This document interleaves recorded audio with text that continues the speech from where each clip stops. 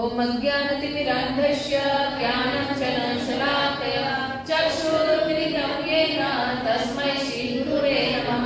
श्रीचैतन्यमनोभीष्टं स्थापितं येन भूतले स्वयं रूपकदामह्यं ददाति स्वपदान्तिकं वन्देऽहं श्रीगुरोऽच्युतपदकमलं श्रीगुरुवैष्णवांश्च श्रीरूपं साग्रजातं सहगणरघुनाथान्वितं तं सजीवं सावधूतं परिजनसहितं कृष्णचैतन्यदेवं श्रीराधा कृष्णपादान् सहगणललिता श्रीविशाखान्वितांश्च।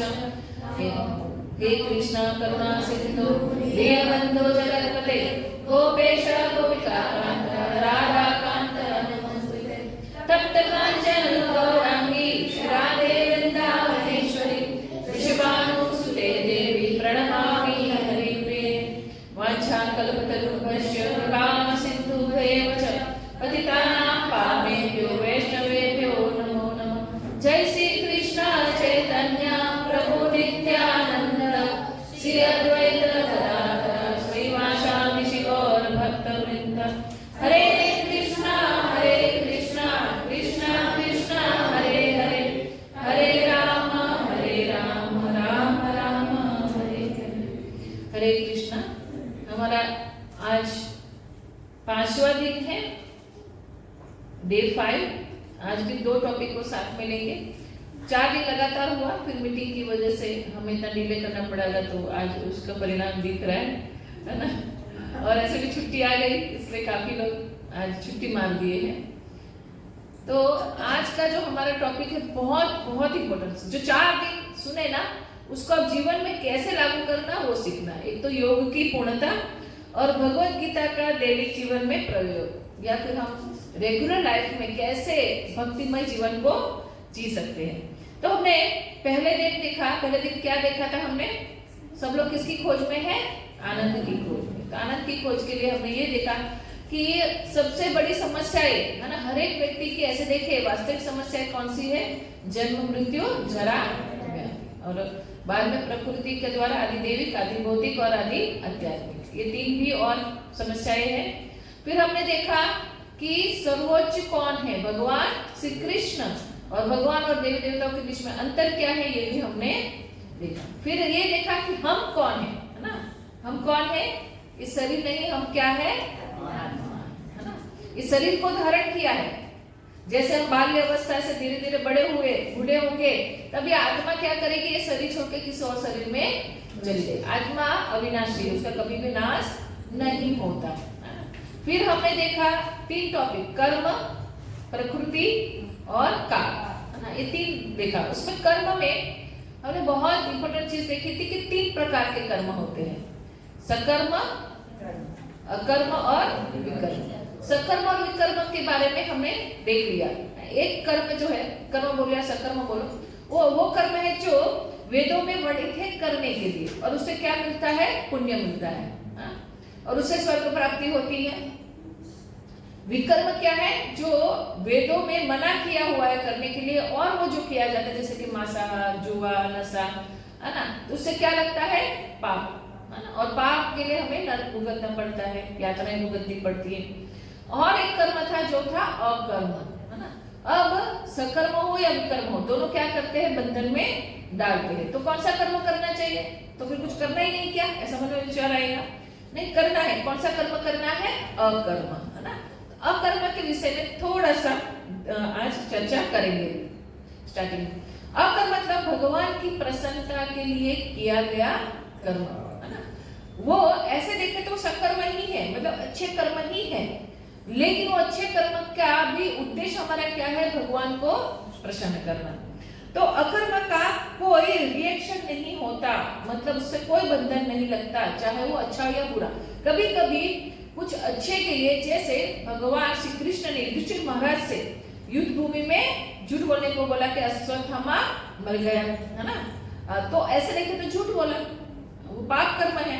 बट भगवान ने बोला, भगवान की प्रसन्नता के लिए बोल तो वो झूठ नहीं माना जाए, उसका कोई पाप नहीं लगा, वो क्या हो जाएगा? अकर्म, है ना? तो भगवान की प्रसन्नता के लिए जो भी किया जाए, है ना, उसका कोई रिएक्शन नहीं है, वो कभी कर्म बंधन नहीं देता। साथ साथ में सबसे बड़ा बेनिफिट क्या पता है? पूर्व जन्म के पापों को वो नष्ट कर देता है। कैसे नष्ट कर देता है? जैसे ये आप ये पिक्चर देख रहे हैं, है ना, जो जमीन पे या जंगल में आग लग जाएगी, वहां सुमूल सब नष्ट हो जाएगा, वहां वापस पेड़ उग नहीं पाएगा। वो जो बीज है, वो बीज सहित क्या हो जाएगा? जल जाएगा। तो क्या होता है? हम जो कर्म करते हैं उसका कर्म बंधन लगा हुआ था। कई जन्मों तक हमने बहुत सारे ऐसे कर्म किए जिसका कर्म बंधन हमें लगा। लेकिन अगर हम अकर्म करेंगे, अगर भक्ति करेंगे, तो उन कर्मों को भी हम शून्य कर सकते हैं। और जड़ सहित कभी क्या होता है कि हमें पाप नहीं कर रहे, लेकिन पाप करें फिर वापस थोड़ा अच्छे कार्य में लग गए, लेकिन वो वृत्ति नहीं जाती। जैसे नशा करने वाले को भी पता है कि नशा करना गलत, तो छोड़ेगा थोड़े दिन, फिर वापस क्या हो जाएगा? वापस उसके बंधन में आ जाएगा। और एक यहाँ पिक्चर है कि बहुत सुंदर घर है, एक घर के दीवार पे लोग आके पोस्टर लगा जाते थे, आप लोगों ने देखा होगा, है ना? हमारे फेस्टिवल्स होते हैं तो हम भी बहुत जगहों पे पोस्टर लगाते हैं, है ना? तो वैसे यहाँ पे बहुत सारे पोस्टर जैसे अम्बा माता मंदिर पे भी लगे होते हैं, और रोज तो ये मालिक बहुत परेशान होता है क्योंकि इतना सुंदर घर है ना, उसकी दीवारों को पूरा पोस्टरों से भर दिया था। तो जो भी पोस्टर लगा इसको क्या करता था? सजा करता था, है ना? उनका वॉचमैन उसको पकड़ के लेके जाता था। तो वो 2 बच्चे, शरारती बच्चे थे, वो वहां से जा रहे थे, तो एक ने बोला बता अब यहाँ कोई पोस्टर नहीं लगा सकता। तो बोले क्यों? तो बोले अगर पोस्टर लगाएगा ना तो उसको मालिक सजा करेगा। तो एक लड़का बोला क्या लगा के दिखाओ तो बोले ठीक है, अगर तुम लगा के दिखाते तो मैं शर्त हार गया, कुछ पैसों की उन दोनों में शर्त लग गई, और बोले अगर लगाया और तुम्हें डांट पड़ी तो तुम शर्त हार गए। तो बोले ठीक है। वो दूसरे दिन एक पोस्टर लेके आया था, वहां लगा दिया, वॉचमैन उसको पकड़ के ले गया मालिक के पास, है ना? और उसको बहुत सारे खिलौने, चॉकलेट उसके साथ उसको बाहर आया वो पहले तो ये सोचा लड़का कि मैं जीत गया, क्यों, उसको अब मार पड़ने वाली है। लेकिन जैसे वो चॉकलेट और खिलौनों के साथ बाहर आया, ये बोली अरे जो भी पोस्टर लगाता है उसको तो डांटता है, आपने ऐसा क्या पोस्टर लगाया, कि आपको इतना प्रेम दिया उन्होंने। तो बोले मैंने जो पोस्टर लगाया वो उसकी प्रसन्नता के लिए लगाया। उसने जो पोस्टर लगाया था उसमें ये लिखा था कृपया यहाँ पे कोई भी पोस्टर को ना चिपकाए, मतलब उसकी मालिक की प्रसन्नता वाला कार्य था, इसीलिए उसको क्या मिला, बेनिफिट मिला। तो ऐसे ही ऐसे कर्म करो जिससे क्या हो, भगवान प्रसन्न हो। कई बार मैंने बताया जैसे कर्म और विकर्म दोनों बांधते हैं तो लोग सोचेंगे अरे कुछ करना ही नहीं, क्या जाके हम बैठ जाए, है ना, नहीं, कहीं पे बैठना नहीं है। भगवान भगवत गीता में कहते हैं यज्ञात कर्मणो यत्र लोकोयं कर्म बंधन तदंथम कर्म कौन्तेय मुक्त संग समाचर। तीसरा अध्याय का 9वां श्लोक है। इस संसार में समस्त यज्ञ अथवा कार्य भगवान श्री कृष्ण की प्रसन्नता के लिए होने चाहिए, अन्यथा वे कार्य मनुष्य को बंधन का कारण बनते हैं। इसीलिए हे कुंती पुत्र, श्री भगवान की प्रसन्नता के लिए अपने नियत कर्म करो और इस प्रकार तुम सदैव बंधन मुक्त रहोगे। तो यहाँ पे अर्जुन को अपना कर्तव्य कौन सा था, युद्ध करने का, है ना। तो उनको युद्ध करने के लिए कहा जा रहा है। किसको केंद्र में रखे, भगवान श्री कृष्ण को। भगवान भगवत गीता में कहते देखिए ये योग के द्वारा, है ना, योग के द्वारा हम क्या कर सकते हैं, भगवान से जुड़ सकते हैं।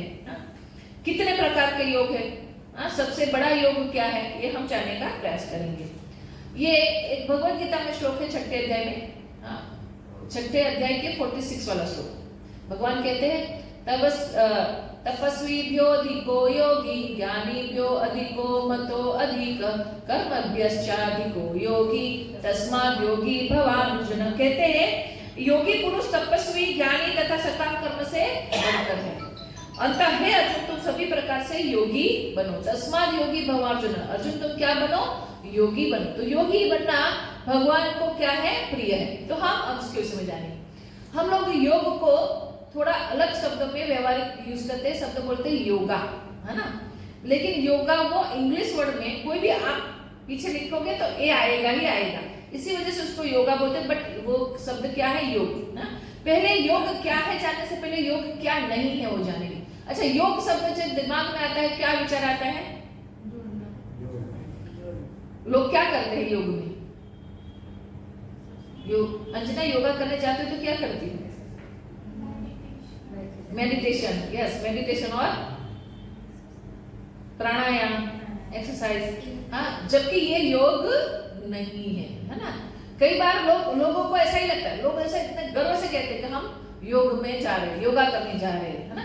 तो शरीर स्वस्थ के लिए, मतलब शरीर को तंदुरुस्त बनाने के लिए या अच्छा शरीर प्राप्त करेंगे तो और ज्यादा इंद्रिय तृप्ति करेंगे, है ना। लोग अपने शरीर को अच्छा रखना भी क्यों चाहते हैं, ज्यादा इंद्रिय तृप्ति कर सके, है ना, और लंबी उम्र हमारी बढ़ सके। दूसरा, योग सिद्धियां प्राप्त हो, हाँ, योग साधना में कृष्णकाय होना, मतलब उसमें और आगे बढ़ना। इस कारण से लोग उस योग समझते, इसी सारी चीज को योग समझते, लेकिन योग वो नहीं है। योग मतलब, योग और वियोग दो शब्द हैं। योग मतलब जुड़ना, वियोग मतलब दूर होना, है ना।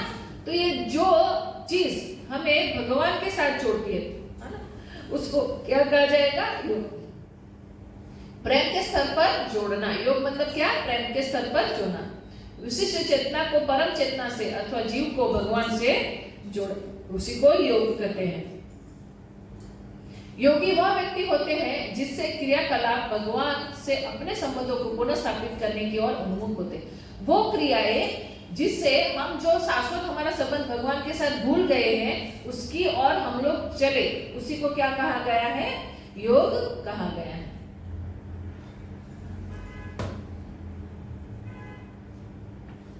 योग के बहुत सारे प्रकार हैं।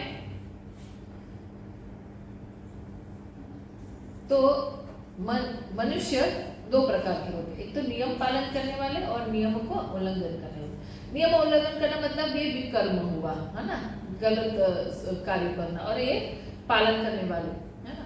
उसमें भी हम देखेंगे तो योग के प्रकार, कर्म योग, ज्ञान योग, अष्टांग योग और भक्ति योग, इन 4 योगों के विषय में बताया गया है। योग ये संस्कृत शब्द है, योग मतलब जुड़ना, ये युज धातु से बना है, इसलिए पुनः जोड़ना ऐसा होता है। अब कोई भी चीज है ना, जैसे हमारे शरीर के कोई भी अंग हमारे शरीर से दूर कर दी जाए तो उसका कोई वैल्यू है नहीं।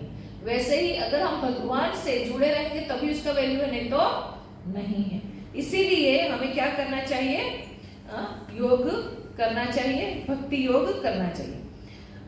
हमें एक उदाहरण हमने देखा था, शायद आप लोगों को पता ही होगा कि जब एक बच्चा मेले में घूम जाता है, हमने स्टोरी ऑलरेडी बता चुके हैं आगे, है ना। तो 4-5 प्रकार के लोग आते, कोई बोलता है चलो उनको खाना दे दे, है ना, और कोई आके उनको खिलौना दे देते, फिर भी वो बच्चा उसके बाद रोने लगता है। और तीसरा व्यक्ति आता है जो उसको कहाँ ले जाता है, पुलिस चौकी, और वहां उसके रियल पिता से मिलाता है ना। तो जब वो अपने पिता से मिलता है तब वो हमेशा के लिए प्रसन्न हो जाता है, चाहे तब उसके पास खिलौने हो या ना। तो वही हमारी भी हालत है। तो ये जो नियम पालन करने वाला नियम, इन सब को कर्म योग, ज्ञान योग, अष्टांग योग, भक्ति, उसको एकदम डिटेल्स में देखने का प्रयास करेंगे। और कर्म योग में भी सकाम कर्म और निष्काम कर्म, 2 प्रकार के कर्म होते हैं, सकाम कर्म और निष्काम कर्म योग। अब जो नियमों को तोड़ने वाले या कठोर परिश्रमी भौतिकवादी है ना, वो कैसे रहते हैं, वो सूट बूट में पाश्विक जीवन बिताते हैं, पाश्चात्य जैसा जीवन होता है, शारीरिक चेतना से बंधे। उनको ऐसा लगता है कि शरीर ही में हो, है ना, आत्मा के ऊपर कोई विचार करते नहीं है। पुनर्जन्म, भगवान, आध्यात्मिक जगत, हाँ, अविश्वास रखते सब, आत्मा, ये सब में कोई उनको विश्वास नहीं। उनके लिए जीवन मतलब शरीर का भोग करना, शरीर द्वारा भोग करना ही। पापमय और पुण्यवान जीवन में भेद नहीं, वो ऐसा सोचते ही नहीं कि कोई पाप है पुण्य है, जो अपने को अच्छा लगा वो करने का। नियंत्रण और भोक्ता बनने में व्यर्थ का प्रयास करते हैं, है ना, खुद ऐसा सोचते हैं कि मैं सब कुछ नियंत्रण कर लूं और खुद भोक्ता बनूं। तो भगवत गीता में ये श्लोक है, 3 अध्याय का 27, प्रकृते क्रियमाणानि गुणे कर्माणि सर्वशः अहंकार विमूढ़ात्मा कर्ताहमति मन्यते। क्या होता है कि जीवात्मा अहंकार के प्रभाव में आकर ऐसा सोचता है कि सब कुछ मैं ही कर रहा हूँ, लेकिन ये कौन कर रहा है, तीनों प्रकृति के तीनों गुण। कौन से 3 गुण प्रकृति के हमने देख लिए थे, सतोगुण, रजोगुण और तमोगुण, है ना।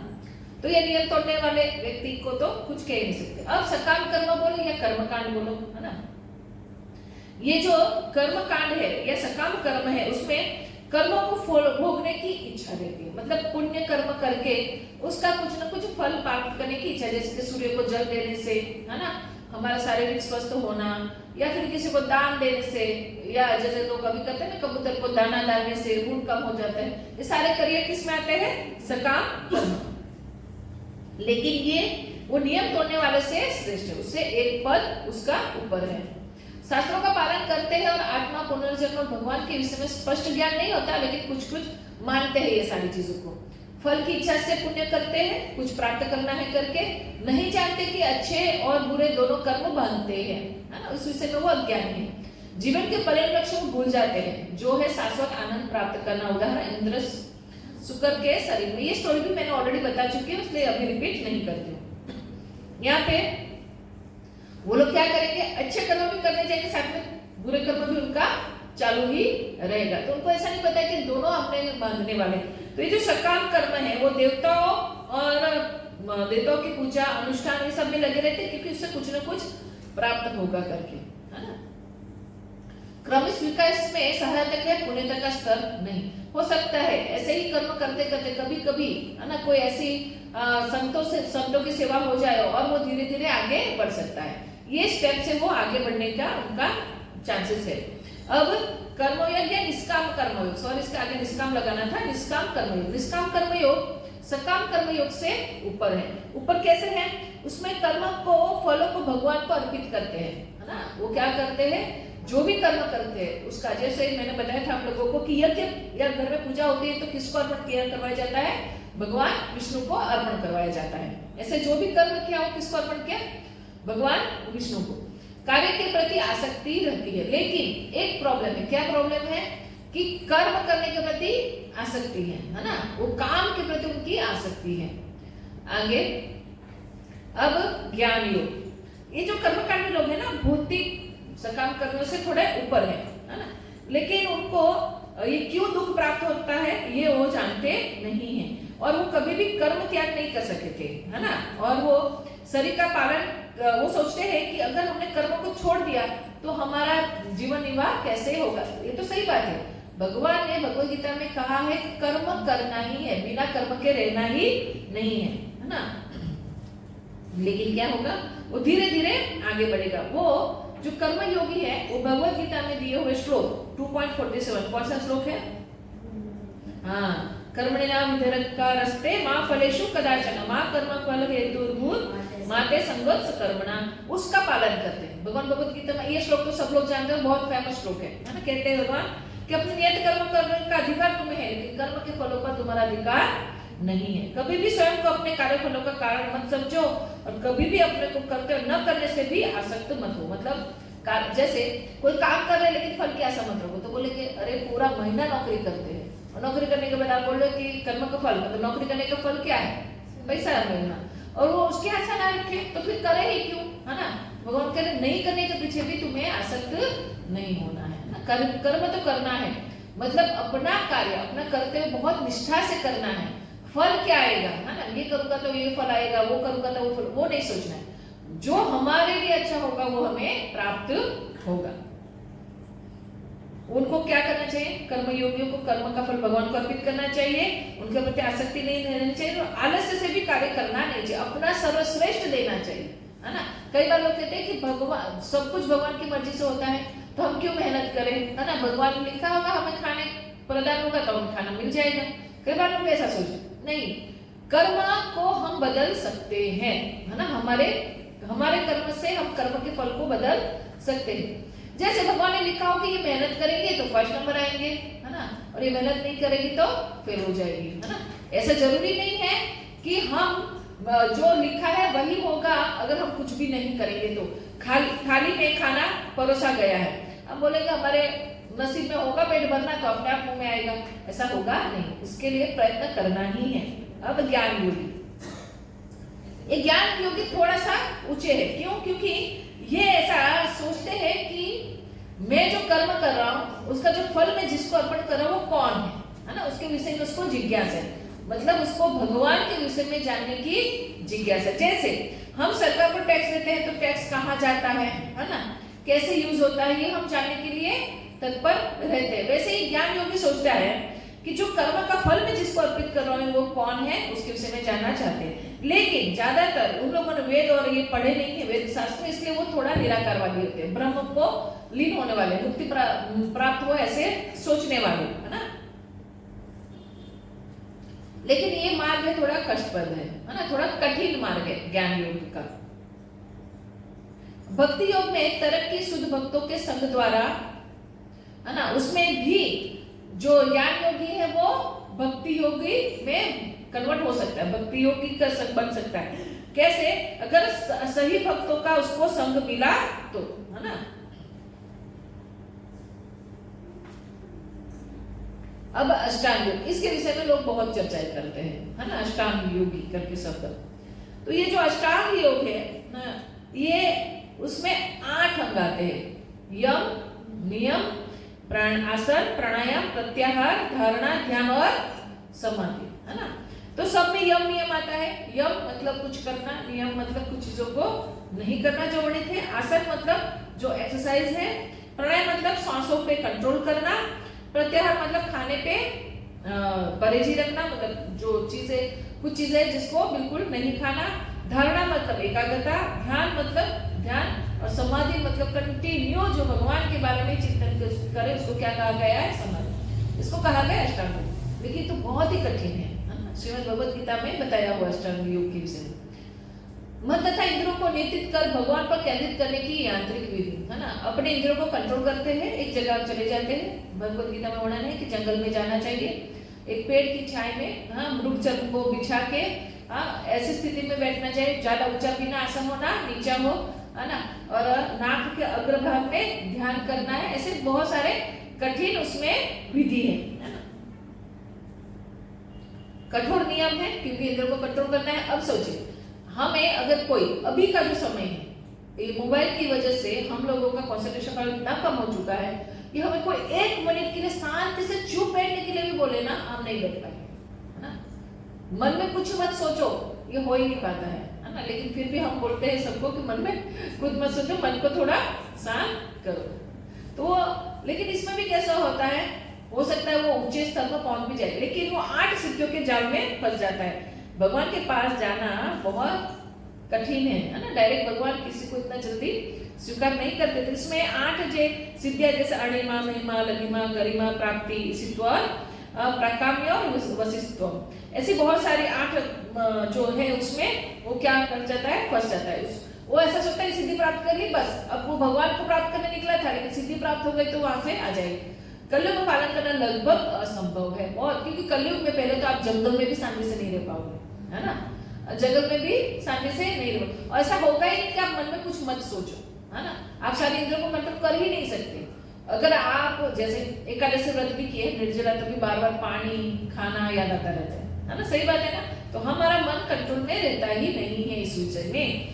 तो एक बार की बात है, एक लड़का जाके जंगल में जाके नदी किनारे बैठ के उसने बोला मुझे अष्टांग योग करना है, और वो 10 साल तक, है ना, बराबर ध्यान समाधि ये सब करता रहा, फलादि खाता था, और फिर उसको अष्ट सिद्धि प्राप्त हुई। मतलब उसको ऐसी सिद्धि प्राप्त हुई कि वो अपने आप को एकदम से हल्का बना सकता है, और वो अपने गांव में है। अब देखो, जिसको जो प्राप्त हो दिखाने का लोगों को बहुत ही आतुरता रहती है। नए वस्त्र लिए तो वो पहन के बाहर निकलते हैं, लोग देखे तारीफ करें ना, यह हमारी इच्छा रहती है। जब तक कोई तारीफ ना करे हमें ऐसा लगता है कि अरे बाप रे, किसी ने देखा ही नहीं, शायद अच्छा ही नहीं लग रहा है ना।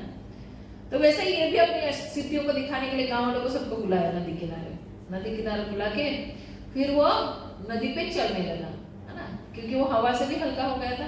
तो आराम से जैसे हम रोड पे चलते वैसे नदी पे चल के वो पार चला गया। तो वहां एक बूढ़ा व्यक्ति था, बोले तूने 10 साल इतनी कठोर तपस्या की, तूने यही प्राप्त किया, मेरे को यहाँ से वहां जाना है तो मैं 10 रुपये बोट में खर्चा करके आराम से चल, तुम्हारी सिद्धि का तो मूल्य सिर्फ 10 रुपया ही। तो सिद्धि प्राप्त करने के लिए योग नहीं करना है। योग क्यों करना है? भगवान को प्राप्त करने। जो भगवान के भक्त होते हैं उसके अंदर भी अष्ट सिद्धियां ऑटोमेटिक होती हैं, है ना, लेकिन फिर भी वो अपनी सिद्धियों को दिखाते नहीं, क्योंकि ये भी एक माया है ना। वो हवा में से एप्पल ले आना, है ना, ये सब नाटक चालू हो जाते तो भीड़ लग जाती, फिर वो व्यक्ति भक्ति नहीं कर सकता। क्यों? क्योंकि कलयुग में क्यों पालन नहीं कर सकते? अर्जुन कहते हैं, बहुत सुंदर शब्द कहते हैं अर्जुन, चंचल ही मना कृष्णा प्रमादी बल दृढ़ तस्याहम निग्रहम मन्ये वायुरपि सुदुष्करम। चंचल ही मना कृष्णा, मन इतना चंचल है, प्रमादी बल वर्दड़म, मतलब ऐसा लगता है बलपूर्वक उसको कुछ कार्य में लगाया जा रहा है। तस्याहम निग्रहम मन्ये वायुरपि, मैं क्या कर सकता हूँ? वायु को भी कंट्रोल कर सकता हूँ। भगवान श्री कृष्ण को कहते हैं, जब अष्टांग योग भगवान ने बताया तो अर्जुन कहते हैं कि देखो मैं ना वायु को कंट्रोल कर सकता हूँ, लेकिन ये मन को कंट्रोल करना मेरे बस की बात नहीं है। एक और कह रहे हैं अर्जुन, जितना बड़ा धनुर्धर है, उसके पास क्या नहीं है, उसके पास ऐसे अस्त्र शस्त्र है, लेकिन वो अगर कह रहा है कि मन को कंट्रोल नहीं कर सकता, तो हमारे जैसे जीवात्मा कैसे मन को कंट्रोल कर सकती है ना। ये वही अनुवाद है, चंचल हृदय विचलित करने वाला है तथा अत्यंत बलवान था, मुझे इसे वश में करना वायु को वश में करने से भी अधिक कठिन लगता है। तो हमने जो देखे, है ना, पहले नियम तोड़ने वाला जो एकदम निचले स्तर पे, फिर सकाम कर्म, फिर निष्काम कर्म, ज्ञान योग, अष्टांग योग, फिर बाद में क्या आता है? भक्ति योग। भक्ति योग सर्वोच्च है, ये अप्रत्यक्ष विधि है। हम सोचेंगे ऐसे ऐसे धीरे धीरे आगे बढ़ेंगे, लेकिन ये कैसी है? अप्रत्यक्ष विधि। सब सर्वश्रेष्ठ है कि सीधे कहाँ जाओ? भक्ति योग, है ना, प्रत्यक्ष विधि। ये सीढ़ी है और ये लिफ्ट है। इजी क्या रहेगा? लिफ्ट से ही जाना इजी रहेगा। तो हमें वैसे ही भक्ति योग को स्वीकार कर लेना चाहिए। ये दूसरे कर्मों में हमें पढ़ना नहीं, दूसरे योग में हमें पढ़ना नहीं है। आगे अब हम देखेंगे भक्ति योग, जो सर्वोच्चम योग पद्धति है ना, सबसे ऊंची योग पद्धति है। भगवान भगवत गीता में कहते हैं ये जो भक्ति योग है बहुत ही सरल है। क्यों सरल है? क्योंकि ये भगवान को प्रेम से, पत्र पुष्पम फलम तो यो में भक्ता प्रेम से सिद्धम भक्तम अश्मानी प्रेतात्मनम। भगवान को अगर प्रेम से कोई पत्र पुष्प और जल प्रदान कर दे, पत्र पुष्प फल और जल भी प्रदान कर दे, तो भगवान उसको क्या करते? स्वीकार करते। यही भक्ति है। तो बताइए कोई भक्ति बड़ी कठिन है? नहीं। आप भगवान को ऐसा नहीं बोले भगवान को मुझे सोना चांदी दो, भगवान क्या बोले? सिर्फ मुझे पत्र पुष्प फल है ना और तो जल इतना भी अर्पण करोगे तो मैं उसमें से कोई एक भी अर्पण करोगे तो मैं उससे प्रसन्न हो जाता हूँ। लेकिन कैसे होना चाहिए? भक्ति से और प्रेम से।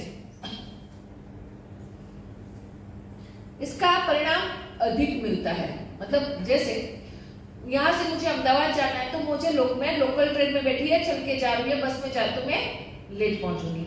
लेकिन अगर मैं वंदे भारत में बैठ के गई तो मैं जल्दी पहुंचूंगी। ऐसे ही इसका परिणाम, भक्तियों का परिणाम कैसा है? बहुत जल्दी मिलता है ना। जैसे स्टेयर्स की जगह हम लोग किसको यूज करें? सीढ़ी को, सॉरी लिफ्ट को यूज करें ना। तो वैसे ही हम कम से कम प्रयास में इस मुकाम पे पहुंच सकते हैं भक्ति योग के ना। और कैसा है? पूर्व योग्यताओं की आवश्यकता नहीं। ऐसा जरूरी नहीं है उसमें कि पढ़ा लिखा व्यक्ति ही भक्ति योग कर पाएगा या बैरिस्टर बना हुआ या इंजीनियर बना हुआ ही कर सकता है। नहीं, ऐसा नहीं है ना। कोई भी भक्ति योग को स्वीकार कर सकता है, हर अवस्था में पालन किया जा सकता है ना। चाहे वो आप बच्चे हो या बूढ़े हो, है ना। कोई भी स्थिति में जब से जागे तब से सोआ, है ना। जब पता चला कि भक्ति करना चाहिए तब से हमें क्या करना चाहिए? भक्ति को स्वीकार करना चाहिए।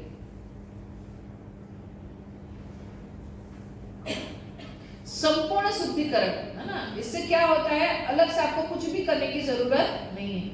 जैसे ही आप भक्ति योग को स्वीकार करते हो आपका मन ऑटोमेटिक शुद्ध होने लगता है। उसके लिए और कोई कार्य करने की जरूरत नहीं है। कौन सा योग सर्वश्रेष्ठ है? भक्ति योग, है ना। आपको पता ही होगा, बहुत सुंदर एक श्लोक है 6 अध्याय से 47 में, योग नाम भी सर्वेशा मद्गेतना आत्मना श्रद्धावान भजते योमाम समय युक्त तमोमता। भगवान क्या कहते हैं? समस्त योगियों में से जो योगी अत्यंत श्रद्धा पूर्वक मेरे परायण है, अपने अंतकरण में मेरे विषय में सोचता है और मेरी दिव्य प्रेमा भक्ति करता है, वह योग में मुझसे परम अंतर्गत रूप से युक्त रहता है, मतलब भगवान से जुड़ा रहता है और वो सबों में सर्वोच्च है। तो भगवान से जुड़े रहना ही क्या है? भक्ति योग है। और ये कौन कह रहे हैं? भगवान, है ना। भगवान स्वयं बता रहे हैं कि सर्वोच्च योग कौन सा है? भक्ति योग। अगर आप लोग श्रीमद् भगवद गीता में देखेंगे तो 6 अध्याय से 12वां अध्याय तक, 7वां अध्याय से 12वां क्या है? भक्ति योग। और 12वां अध्याय ही क्या है? नाम ही उसका भक्ति योग। भगवान ने उसको बराबर बीच में रखा है। यहाँ से जाओ तो भी भक्ति योग और पीछे से जाओ तो भी भक्ति योग आप पढ़ सकते हो। बहुत सरल, तब उसमें डिटेल्स में जब गीता को सीखेंगे तब इस चीज को देखेंगे। ये जो भक्ति है उसमें उसके विषय में और एक श्लोक है, बहुत सुंदर है। भक्त्या त्वनया शक्य अहमेवं विदोऽर्जुन ज्ञातुं दृष्टुं च तत्त्वेन प्रवेष्टुं च परन्तप। हे अर्जुन, केवल अन्य भक्ति द्वारा मुझे अन्य भक्ति द्वारा मुझे इस रूप में समझा जा सकता है। किस रूप में? भगवान के स्वयं रूप में। जिस रूप में मैं तुम्हारे समकक्ष खड़ा हूँ और इसी प्रकार मेरे साक्षात दर्शन भी किया जा सकता है। भगवान के दर्शन करने, कई लोग बोलते हैं ना, हमने देखा था ना कि भगवान वाला विषय में कोई बोलता है कि भगवान है तो मुझे दिखाओ ऐसे करके। तो भगवान को देखना है तो क्या करना है? भगवान की भक्ति करनी है ना। केवल इसी विधि से तुम मेरे ज्ञान के रहस्य को भी पा सकते हो। भगवान को जानना है या दर्शन करना है, तब कौन सा योग अप्लाई करना पड़ेगा? भक्ति योग। लेकिन ये बहुत कैसा है? कठिन है। जो भक्ति योग को स्वीकार करते हैं उन्होंने, भगवत गीता में श्लोक आता है कि उन्होंने पूर्व जन्मों में, है ना, सब कुछ कर लिया है। वो कर्म कांड भी कर दिए, तीर्थों में स्नान भी कर दिया है ना, और उनको मतलब सारी जो विधि है उन्होंने ऑलरेडी पहले ही कर चुकी, तभी वो भक्ति योग में आ सकते हैं, है ना। ये बहुत ही सुंदर श्लोक है कि कैसे भगवान की भक्ति बहुत ही दुर्लभ है। बहुना जन्मना मन्ते ज्ञानावात्मा प्रपद्यते वासुदेव सर्वमिति स महात्मा सुदुर्लभ। अनेक जन्मांतर के बाद जिसे सचमुच में ज्ञान होता है, मतलब जो समझदार व्यक्ति है, वह मुझको समस्त कारणों का कारण जानकर मेरी शरण में आता है। ऐसा महात्मा अत्यंत दुर्लभ होता है। बहुत जन्मों जन्म के, है ना, कर्म कांड कर लिया, अपने ज्ञान योग अष्टांग सब कुछ कर लिया होगा, है ना, सारे तीर्थों में स्नान कर लिया, पूजा दान बहुत कुछ कर लिया, तब जाके आपको क्या मिलती है? भगवान की भक्ति प्राप्त होती है। इसलिए जो अत्यंत बुद्धिमान है वही क्या करते हैं? भक्ति योग को स्वीकार करते हैं। एक बहुत बड़ी भ्रांता है ना। लोगों को लगता है कि कुछ भी करोगे, जाना तो एक ही जगह, कोई भी रास्ते से जाओ, मंजिल तो सबकी एक ही है ना। भक्ति के लिए भी ऐसा कहा जाता है, लोग ऐसा कहते हैं कि कोई भी और से जाओ, है ना, लेकिन जाना तो हमें एक ही लक्ष्य पे है। ऐसा नहीं होता। अगर वापिस से मुझे जाना है दिल्ली, मैं सोचूंगी वापिस स्टेशन में गई, कोई भी ट्रेन में बैठ जाऊंगी, मैं दिल्ली ही पहुंचूंगी, ऐसा हो पाएगा? हो सकता है बॉम्बे भी जा रही हो, है ना। इसलिए ये नहीं है, ये गलत बात है। इसका भगवत गीता में श्लोक है। क्या श्लोक है? यान्ति देवव्रता देवान् पृथ्वी यान्ति पृथव्रता भूता यान्ति भूतेज्या यान्ति मद्याजिनोपिमा। जो देवताओं की पूजा करते हो कहाँ जाते हैं? देवताओं के पास। जो पितरों की पूजा करते हो पितृलोक में। जब भूतों की पूजा करते हो भूत लोगों के पास, और जो मेरी मतलब भगवान श्री कृष्ण की पूजा करते हो भगवान के लोक में जाते हैं। यहाँ पे भगवान ने भगवत गीता में स्पष्ट बोला है। फिर कोई कैसे कह सकता है ना क्यों? अभी देखिए, जो मैंने जीवन भर शिव जी की भक्ति की हो, हाँ, तो मैं कृष्ण के पास जाके क्या करूंगी? क्योंकि मेरी आसक्ति किसके प्रति है? शिव के प्रति है। वैसे ही कोई पितरों की पूजाओं में, कोई भूतों की पूजाओं में लगे रहते, कोई देवी देवताओं में, तो उनकी गति वहीं पे होगी, है ना। ये बहुत सुंदर श्लोक है। तो ये जो भक्ति योग है बहुत सरल है। कैसे किया जा सकता है? तो श्री प्रहलाद महाराज ने कहा है, क्या कहा है? श्रवणं कीर्तनं विष्णु स्मरणं पाद सेवनम अर्चनं वंदनं दास्यं साख्यम आत्मानिवेदनम इति पुंसा कृता विष्णु भक्तिश्चेन नवलक्षणा क्रियेत भगवत तन्मन्ये दित उत्तमम। बोलते हैं कि जो 9 प्रकार के श्रवण कीर्तन विष्णु स्मरणम पाद सेवनम अर्चनम वंदनम दास्यम साख्यम और आत्मनिवेदन, ये 9 प्रकार की नवधा भक्ति है ना। तो श्रवण करना, श्रवण के जो महान आचार्य हुए कौन है? परीक्षित महाराज, है ना। कहते हैं ये जो 9 प्रकार के जो बताए गए हैं वो करने से हम भगवान के प्रिय हो सकते हैं या भगवान के पास जा सकते हैं। मैं इसका अनुवाद पढ़ती हूँ।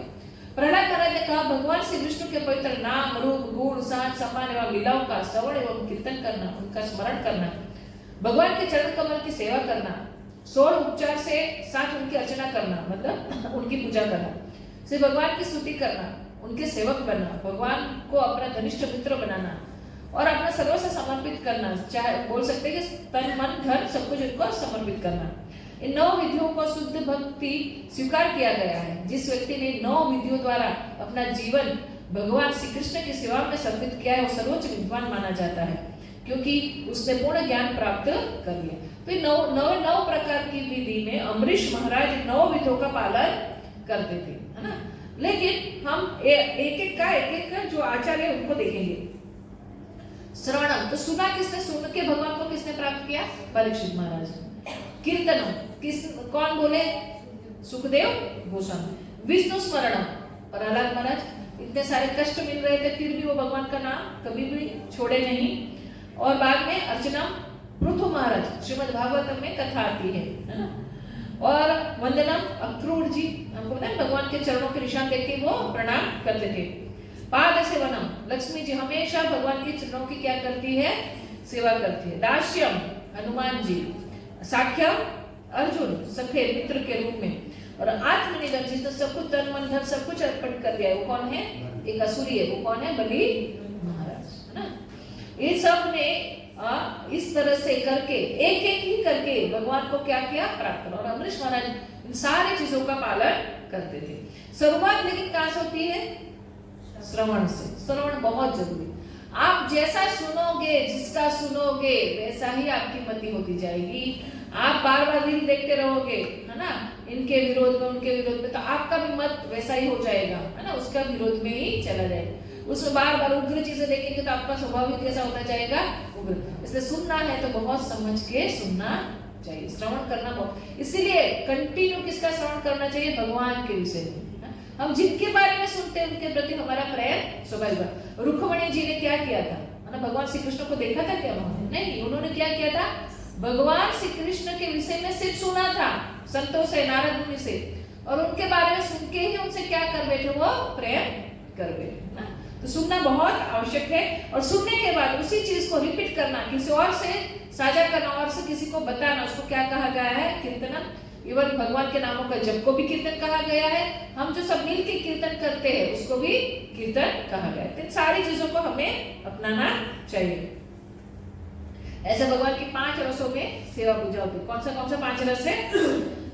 शांत, दास्य, साख्य, वात्सल्य और माधुर्य। इन 5 रसों में हर एक जीव, है ना, कैसे इन 5 रसों से भगवान के साथ जुड़ा हुआ है हम, लेकिन हमारे शाश्वत रस को भूल चुके हैं। अब हम देखेंगे कि रोजमर्रा जीवन में भगवत गीता का व्यवहार को, आप माता जी आप तो बोल रहे हो, लेकिन इसको कैसे हम उपयोग करें, इस भक्ति योग को कैसे पालन करें, है ना, उसका थोड़ा सा वर्णन देखेंगे।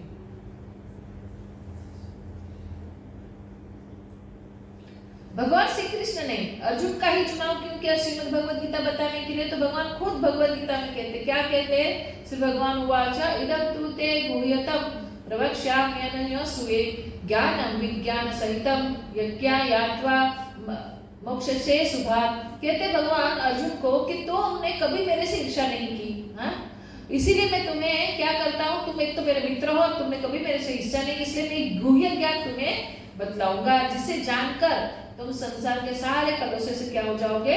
मुक्त हो जाओगे। तो हमारा पहला टॉपिक क्या था? कलशों से भरे पड़े हैं, तो उन कलशों को मतलब आनंद प्राप्त करना है, तो कलशों क्या करना पड़ेगा? दूर करना पड़ेगा। तो भगवान से ईर्ष्या नहीं करी, क्योंकि हमने ईर्ष्या की तभी हम ये जगत में आए। अध्यात्म स्वीकार करना मतलब कोई सेवानिवृत्ति की योजना नहीं, मतलब सब छोड़ छाड़ के भक्ति करना, ऐसा नहीं है। सब बोलेंगे कि क्या हमें हमारा जॉब छोड़ देना पड़ेगा? नहीं, है ना। भक्ति करना मतलब छोड़ना नहीं, क्या है? जोड़ना है ना। को भगवान के साथ अपने आप को जोड़ना, बस जो कर रहे वही करिए, लेकिन भगवान के साथ जुड़ जाइए। भगवान ने अर्जुन को अपने कर्तव्य, उनके कर्तव्य को याद कराया जो वो भूल चुका था, और उसने कैसे कि भक्तिमय युद्ध किया, है ना। इसने युद्ध भी किया, लेकिन कैसा था? भक्तिमय। अर्जुन, मुझे बताइए, श्रीमद् भगवत गीता जब अर्जुन को सुनाई गई तो उसने क्या संन्यास ले लिया?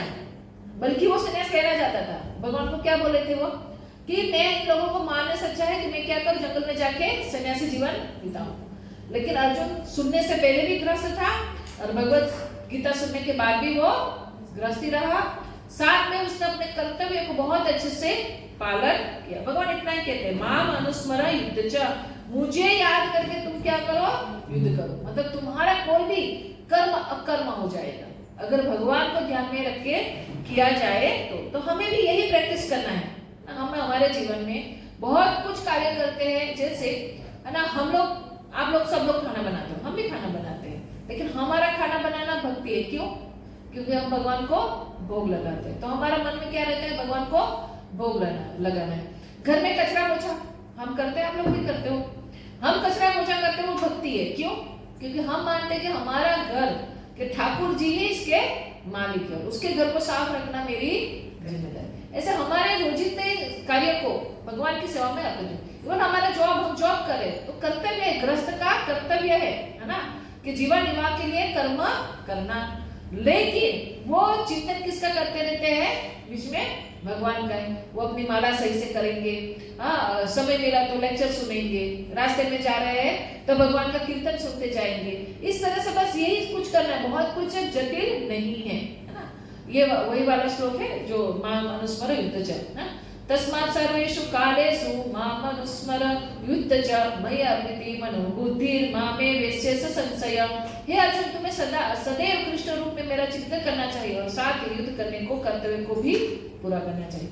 अपने कर्मों को मुझे समर्पित करके तथा अपने मन एवं बुद्धि को मुझ में स्थिर करके तुम निश्चित रूप से मुझे प्राप्त कर पाओगे। भगवान कह रहे हैं, है ना, सिर्फ मुझे याद करो, है ना, और तुम्हारे कर्म को भी मुझे अर्पित कर दो, तो तुम्हारी बुद्धि क्या हो जाएगी?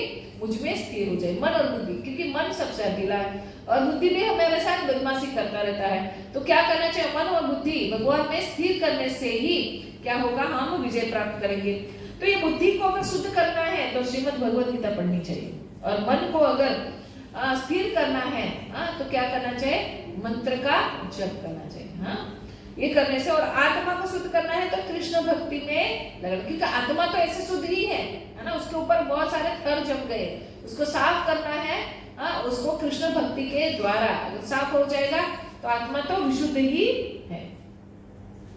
आगे तो हम बोलेंगे अर्जुन को श्रीमद् भगवत गीता भगवान श्री कृष्ण ने बताई, है ना, तो हमें कौन गाइड करेगा?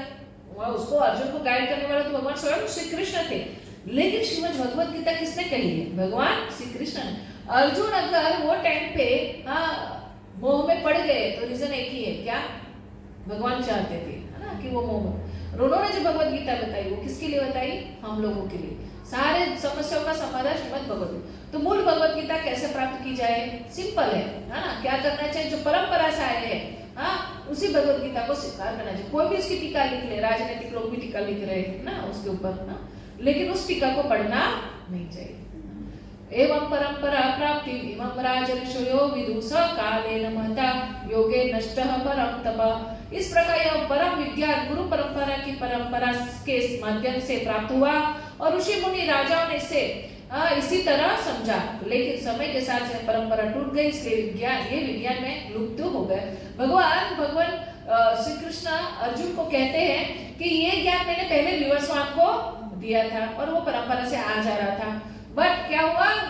कुछ समय के बाद ये परंपरा टूट गई, है ना। जैसे कोई बताने वाला नहीं रहा होगा या कोई सुनने वाला वैसे शिष्य नहीं रहा होगा तो परंपरा टूट गई। इसीलिए यही ज्ञान मैं तुम्हें क्या कर रहा हूँ? वापस प्रदान कर रहा हूँ। तो गुरु परंपरा में ज्ञान को श्रीमद् भगवत गीता अगर आप इसको उनकी देखेंगे तो उसमें पहले अध्याय से चालू होने से पहले पूरी गुरु परंपरा है ना, कि किसने किसको सुनाई, किसने किसको सुनाई, है ना, इस तरह से। तो वो एज इट इज आई है। जैसे एक आम पेड़ से गिराना हो तो पत्थर मार के भी गिरा सकते हैं, लेकिन बच्चे उसको एज इट इज लेना चाहते हैं तो क्या करेंगे? एक के ऊपर एक ऐसे करके चढ़ के, जैसे मटकी फोड़ने के लिए चढ़ेंगे और आम को नीचे देते जाएंगे। तो आम कैसा आएगा? जैसा ऊपर था वैसे ही नीचे आएगा। इसलिए कभी भी परंपरा से करना चाहिए। तो परंपरा क्या एक ही है? आपका इसको नहीं है ऐसा मन में आ सकता है। नहीं, 4 संप्रदाय है। कितने संप्रदाय है?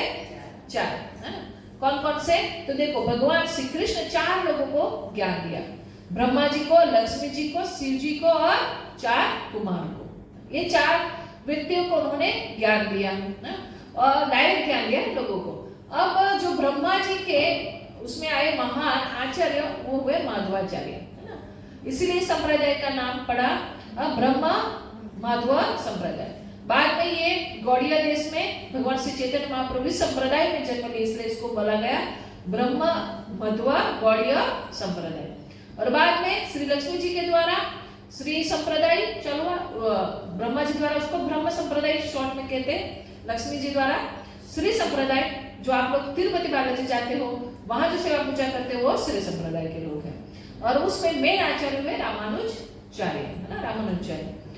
और भगवान शिव जी के द्वारा चालू हुआ, उसको रुद्र संप्रदाय कहते हैं। और उसमें हुए विष्णु स्वामी और आगे जाके हुए वल्लभाचार्य, है ना। विष्णु स्वामी के बाद उन्हीं के इसमें आए वल्लभाचार्य। तो ये कौन से संप्रदाय? जो श्रीनाथ जी वाले हैं, नाथद्वारा वाले, है ना, वो। 4 कुमार ने जो संप्रदाय चालू किया उसको कुमार संप्रदाय कहा गया। उसमें निम्बका आचार्य, इसमें बहुत ज्यादा शिष्य नहीं है निम्बकाचार्य में। आप देखेंगे उत्तरी की दिशाओं में देखेंगे लोग, श्री संप्रदाय वाले ज्यादातर दक्षिण दिशाओं में देखे जाएंगे, क्योंकि रामानुजाचार्य दक्षिण में हुए, है ना। और ये जो रुद्र संप्रदाय वो राजस्थान गुजरात में ज्यादा प्राप्त होते हैं, लेकिन ब्रह्म संप्रदाय पूरे विश्व में प्राप्त है ना, क्योंकि इसको सब जगह फैला हुआ है, चाहे उत्तर हो दक्षिण हो, है ना, पाश्चात्य देशों सब जगह। तभी सबसे ज्यादा, क्योंकि इसी वजह से, क्योंकि चैतन्य महाप्रभु स्वयं इस संप्रदाय में अवतरित हुए। अब संप्रदाय के बिना जो भी गुरु है वो तथा कथित आपको भगवत धाम ले जाने के लिए पर्याप्त नहीं है। ये 4 संप्रदाय में जुड़ोगे तभी आप क्या कर पाओगे? भगवत धाम जा पाओगे। जैसे आप ट्यूशन में कितना भी टीचर अच्छा पढ़ाती हो, लेकिन एग्जाम के लिए क्या चाहिए? गवर्नमेंट स्कूल चाहिए। गवर्नमेंट के एग्जाम दिए बिना आप लोगों को आगे की डिग्री प्राप्त नहीं होती है। इसे भगवान ने बोनाफाइड यही 4 संप्रदाय को बताया हुआ है। यही 4 संप्रदाय भगवान के द्वारा है ना। बाकी जो संप्रदाय अपने मन गढ़ंत से सब लोगों ने उत्पन्न किए। और भारत देश में तो गुरुओं की कमी नहीं है ना। सच्चा गुरु तो जानना चाहिए। तो सच्चे गुरु को जानने के लिए क्या है? अद्भुत गुरु की योजना यही है इस्कॉन का, है ना। भगवान कृष्ण ने ब्रह्मा को, ब्रह्मा ने नारद, नारद ने माधव को, है ना। इस तरह से पूरे संप्रदाय लास्ट में श्रील प्रभुपाद जी के पास आती है। ब्रह्म मध्व गौड़ीय संप्रदाय कैसा होना चाहिए? ऊंचा। जो गुरु होते हैं वो परंपरा में होना चाहिए, मतलब ये 4 संप्रदाय के अंतर्गत ही वो गुरु होने चाहिए। इंद्रियों पर नियंत्रण होना चाहिए, है ना, अपने इंद्रियों पे कंट्रोल नहीं होता और लोग गुरु भी नहीं अपने आप को भगवान साबित कर देते हैं। भगवान की भक्ति में स्थिर होने चाहिए, है ना, ऐसा नहीं कि हाँ टाइम पास के लिए कर रहे हैं, हाँ कंटिन्यू भक्ति में स्थिर होने वाले। वाद विवाद के द्वारा शास्त्रों के सार का अनुभव होना चाहिए, है ना, चर्चा कर सके ऐसे।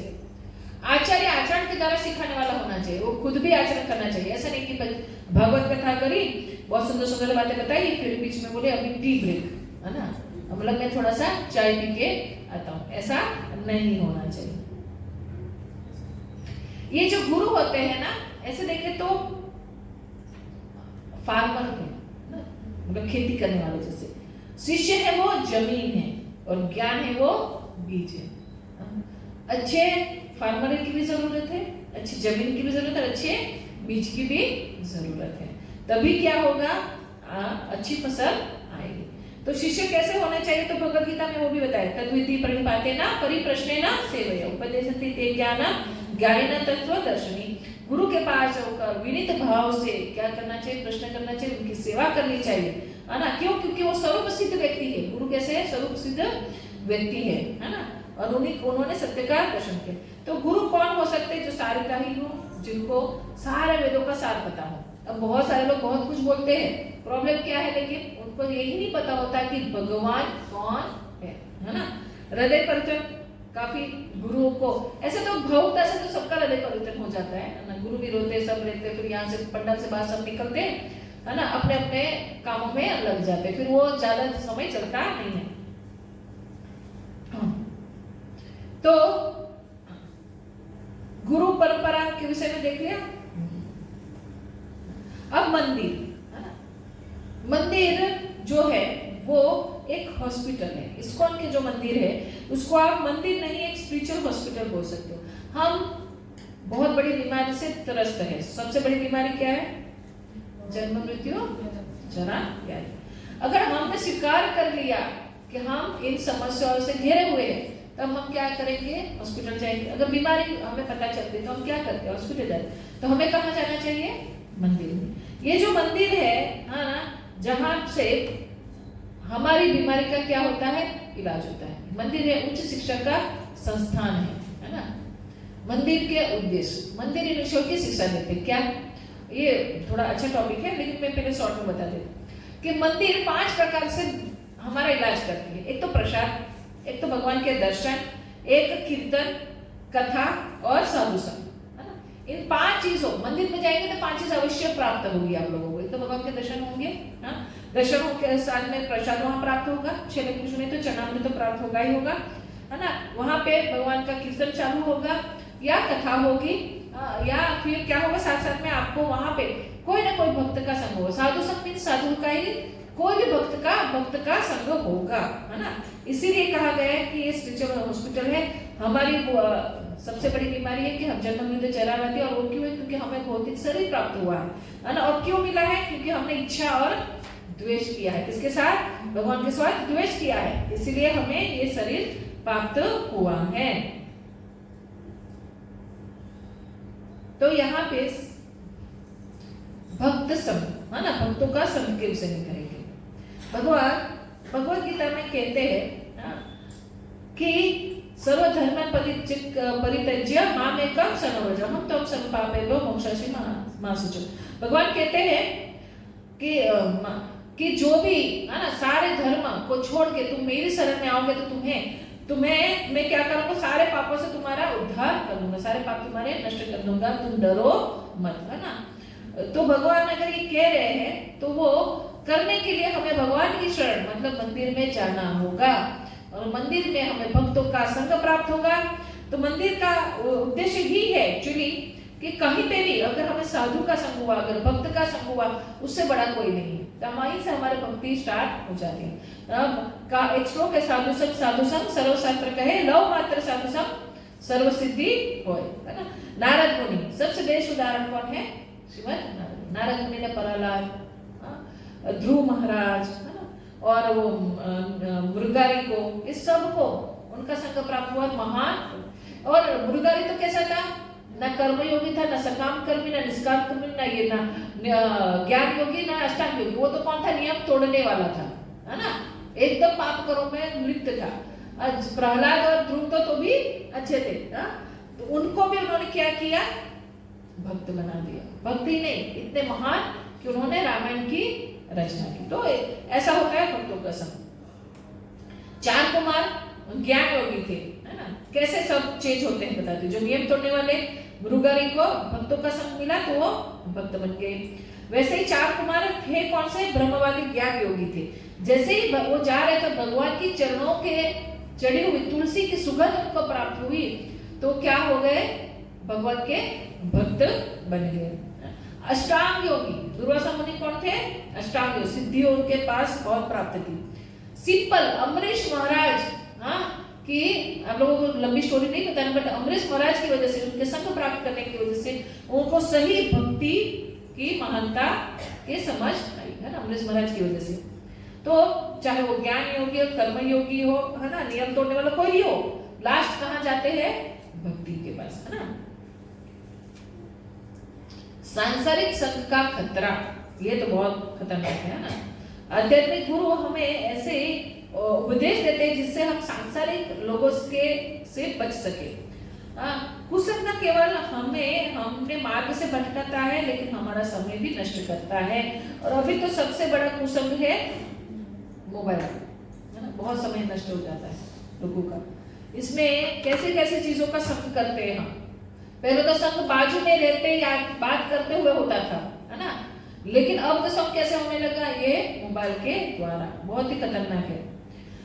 तो आप लोग बोलोगे तो फिर हम जॉब भी ना करें, जॉब जाएंगे तो सब थोड़ी भक्त होंगे, या हम प्रचार करते तभी भी सब भक्त नहीं होते। तो कहते हैं कि सामाजिक कार्य, जॉब, बिजनेस, किसी भी कार्यों से अभक्तों से मिलना जुलना तो होगा। अगर हम अभक्तों से नहीं मिलेंगे तो उसको भक्त कैसे बनाएंगे, है ना। लेकिन हमें उनसे मिलना है, लेकिन उनके मत को स्वीकार नहीं करना है ना। उनके मतों से हमें क्या भी होना है? अपने हृदय में नहीं लेना है। जैसे वो फालतू फालतू बकते रहेंगे, लेकिन उसको अपने मन में बसाना नहीं है। आध्यात्मिक गुरु से निर्देश लेने की आवश्यकता है। क्यों लेना चाहिए? क्योंकि वही हमें इस भौतिक जगत से उबार सकते। वो नाविक के समान है, जो नाव को समुद्र से पार कराते हैं, समुद्र को पार कराते हैं, वैसे ही गुरु है। अब सांसारिक लोगों का संग का डिटेल्स वो दिखा रहे हैं, है ना। टीवी देखना, और टीवी तो भी बहुत पुराना हो गया, है ना। अब तो क्या है? सबसे बड़ा मोबाइल है, बहुत ही खतरनाक है ना, जो हमारा पूरा माहौल खराब कर दिया है। इसमें देखिए इतनी खराब आदत हो गई ना लोगों को, ऐसे रोल करते करते करते करते घंटे समय निकल जाता है ना। और फिर उसमें जो एक रोल को आपने लाइक कर दिया, उसी को रिलेटेड सब कुछ दिखाते रहेंगे, और फिर आपके माइंड में ऐसा है ना, जैसे किसी एक व्यक्ति को हम असुर या खराब मानने लगेंगे। हमने एक ही पहला देखा है, लेकिन वो माइंड में बार बार चल रहा है ना। कोई रो रहा है, कोई, अरे कितना बेकार लोग हो गए, खाते हैं उसका भी वीडियो बना के डालते हैं, है ना। मेरे घर में आज ये बना, है ना, स्नैपचैट पे रखेंगे, मैं यहाँ घूमने गई, बाप रे, इतना, मतलब इतना समय खराब चल रहा है ना कि लोग उसी को आनंद मान रहे। क्या यूट्यूब में या इंस्टाग्राम में सब लोग जो अपने आप को दिखा रहे वैसे ही होंगे? वैसे नहीं होते ना।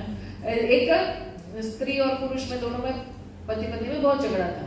एक साधु के पास गए, चर्चा करने लगे कि हम लोग बस तलाक ले लेंगे, कंप्लीटली हमें क्या करना, हम तलाक लेना। तो मैंने उनको समझाया कि भाई लेना नहीं चाहिए। हम दो चार भक्तों ने भी बस नहीं देखो, जीवन में जो मिला है उससे थोड़ा सा एडजस्ट करना सीखो। 3-4 दिन के बाद उनकी एनिवर्सरी होगी, तो उन्होंने अपने फेसबुक पे इतना सुंदर मैसेज डाला अपने पति के लिए और अपनी पति ने पत्नी के लिए। अब वो सिर्फ और सिर्फ क्या है? दिखावा है ना। मैं आपसे बहुत प्रेम करता हूँ, लेकिन घर के अंदर तो झगड़ा ही झगड़ा चल रहा है। तो ये ऐसे संबोधित हो, देखो इसका है ना अच्छा उपयोग भी है, उसका अच्छा उपयोग करिए, बुरा उपयोग मत करिए। और अच्छा भी ज्यादा उपयोग करने से भी क्या हो जाएगा पता है? कई बार आप लोग बहुत अच्छा अच्छा देख रहे थे, बीच बीच में ऐसे ऐड आ जाते हैं जो हमारे मन को भटका सकते हैं।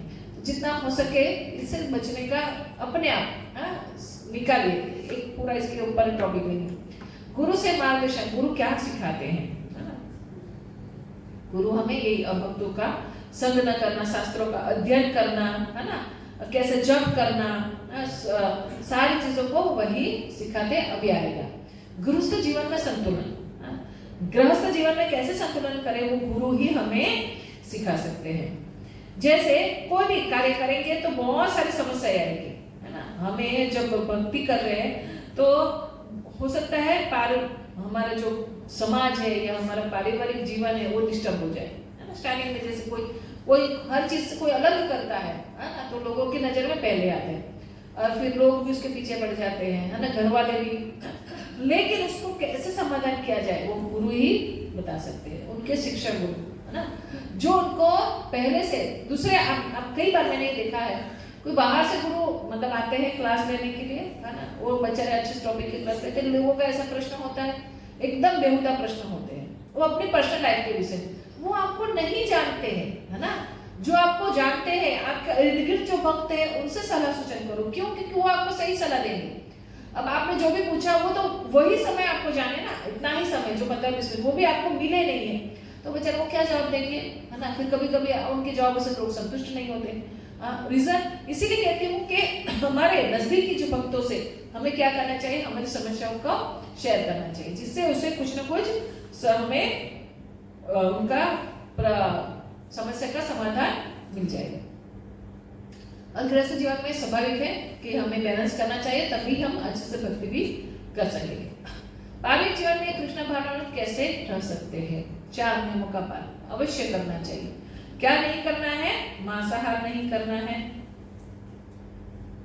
नशा नहीं करना है, व्यभिचार नहीं करना है और जुआ भी नहीं खेलना है। मांसा करने से क्या होता है, क्या नष्ट होता है? दया, है ना। नशा करने से तपस्या, और व्यभिचार करने से पवित्रता, शुद्धता, और जुआ करने से असत्यता। तो ये 4 चीज शास्त्रों में ऐसे भी गलत मानी गई है, और आपको भक्ति मार्ग में जुड़ना है तो इन 4 चीजों को त्याग करना ही पड़ेगा, कोई ऑप्शन नहीं। उसको हमने ऑलरेडी देख चुके हैं, इसलिए बहुत ज्यादा इसके डिटेल्स में नहीं जाते हैं।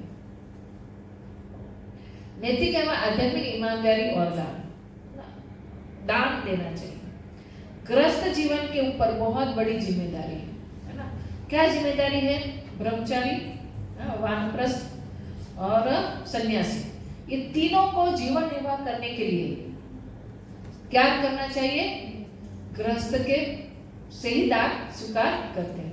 तो गृहस्थ एक कमाता है लेकिन 3 और आश्रमों का वो पालन करता है ना। कौन कौन सा? ब्रह्मचर्य, वानप्रस्थ और सन्यासी। इसलिए गृहस्थों को दान भी करना चाहिए। दान करने से शुद्धता बढ़ती है, अपने धन की भी क्या होती है? शुद्धता बढ़ती है। कभी कभी क्या होता है, कुछ रीजन से हमारे धन हमने कोई और गलत ना चाहते हुए भी कुछ ऐसा रास्ता अपना लिया, अनजान में भी हो गया, तो वो शुद्ध होगा, है ना। और दूसरा है आध्यात्मिक दान भी देना चाहिए। आध्यात्मिक दान मतलब तन मन धन से तो करी, लेकिन तन मन से भी भगवान की सेवा करनी चाहिए, प्रचार करना चाहिए, बुक डिस्कशन करना चाहिए। कुछ नहीं कर सके तो अच्छा बोलना चाहिए, है ना। कई लोग ऐसे होते हैं ना, कभी मंदिर आते ना गीता पढ़ते हैं, लेकिन जो आ रहे हैं ना उनको बुराई करेंगे, मंदिर की या भक्तों की बुराई करेंगे। सोचिए वो कौन से नर्क में जाएंगे, है ना। क्योंकि भक्तों के प्रति अपराध करना उसको तो कोई भी क्षमा नहीं करता। भगवान के प्रति किया अपराध भगवान एक बार क्षमा कर देंगे, लेकिन भक्तों के चरण में किया हुआ अपराध भगवान कभी भी क्षमा नहीं करते, है ना। अपने कार्य व्यापार आदि को भक्ति में परिवर्तित करना चाहिए। प्रयास करिए कि अपने जगह को, है ना, आध्यात्मिक बना सको। अपना खुद का बिजनेस तो स्वाभाविक बन सकता है, नहीं है तो कोई बात नहीं। अपने मन को, जैसे एक कमल में पानी की बूंद गिरती है तो क्या होता है? वो सिरक जाती है ना। वैसे ही हम इन सांसारिक लोगों के बीच में रह के भी कमल दल के जल की तरह रहना चाहिए, है ना। उससे प्रभावित नहीं होना चाहिए। हाँ हाँ हाँ हाँ करने लगे तो फिर वहां पे खत्म। टाइम पास के लिए भी नहीं करना चाहिए, कभी भी नहीं। पहले तो इतना टाइम है क्या हम लोग टाइम पास करें, है ना। घर को क्या बनाना चाहिए? मंदिर। और मंदिर को क्या बनाना चाहिए? घर, है ना। घर को मंदिर और मंदिर को घर बनाना चाहिए। इस तरह से परिवार में सब लोग साथ में अगर आप लोग पूजा कर रहे हैं, कहते हैं साथ में भोजन और भजन। जिस घर में परिवार के सारे लोग मिलकर भोजन और भजन साथ में करते हैं, उनके घर स्वर्ग समान है ना, उनको स्वर्ग के समान कहा गया। हर एक घर में अगर केंद्र बिंदु भगवान श्री कृष्ण हो जाएंगे ना, तो सब अपनी इंद्रिय तृप्ति भूल जाएंगे और लड़ाई झगड़ा मिल जाएगा, है ना। फालतू जो लोगों को अपेक्षा एक दूसरे के प्रति रहती है, वो कैसी हो जाएगी, मिट जाएगी।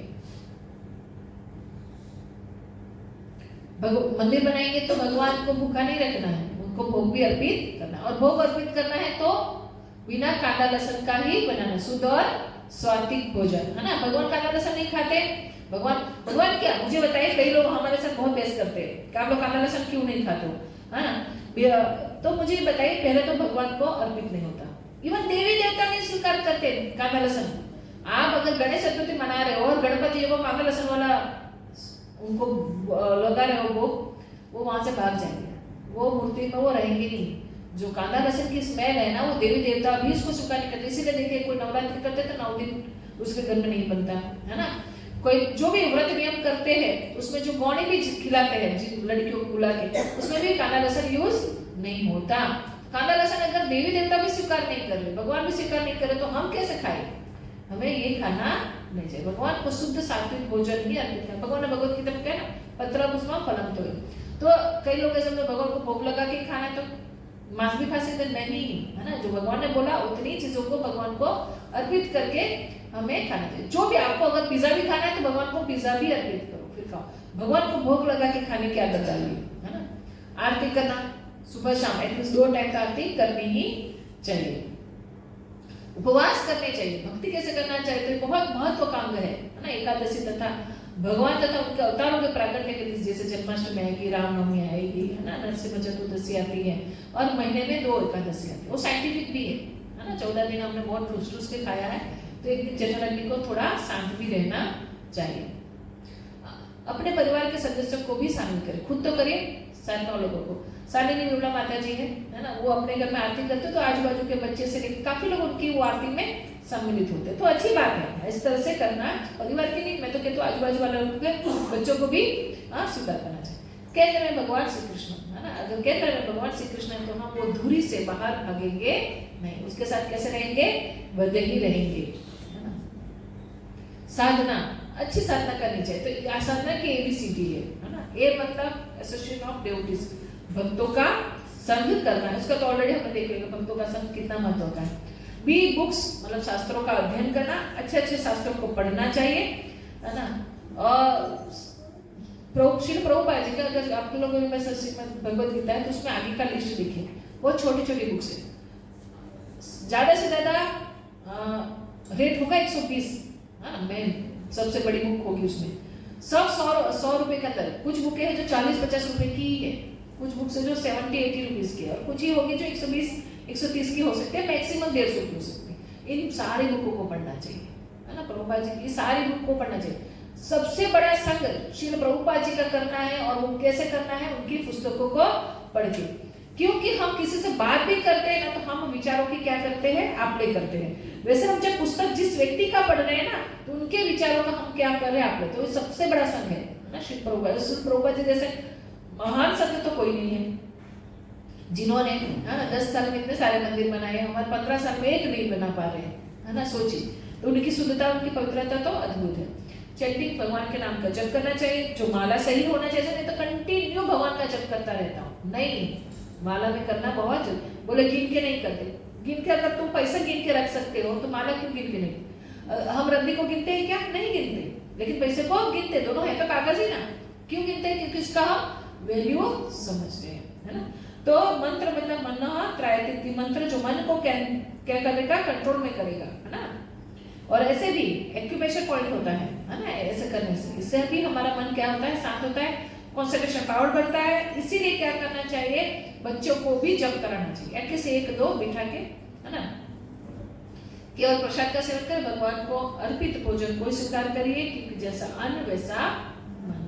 जो बनाता है, जो खिलाता है और जो खाता है ना, बहुत फर्क पड़ जाता है। अगर जो बनाने वाले का जो मन में गुस्सा है और गुस्से में खाना बना रहे हैं, तो खाने वाले को भी क्या आएगा, गुस्सा आएगा। इसीलिए जो आजकल लोगों का जो मति सबसे खराब हो गई है ना, रीजन है लोग रेस्टोरेंट में, होटल में, ठेले पे, कहाँ कैसे गंदे लोग नहाए नहीं नहाए, है ना, कैसे कैसे लोगों का हाथ खा लेते। पहले के जमाने में किसी और के घर का पानी तक नहीं पीते थे, बहुत रेयरली सोच समझ के पानी पीते थे।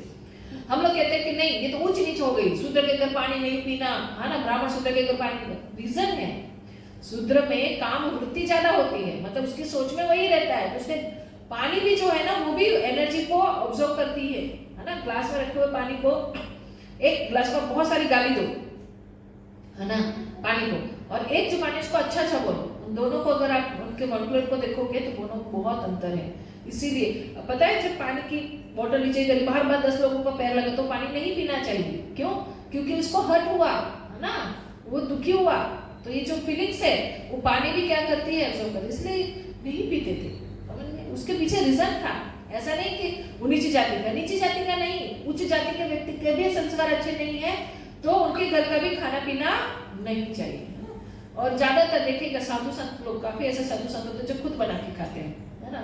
हम लोग जो बुलाते हैं पूजा करने के लिए, मध्य संप्रदाय से, वो लोग अपना ही खुद करते हैं और खुद गाते हैं, किसी और का स्वीकार नहीं करते।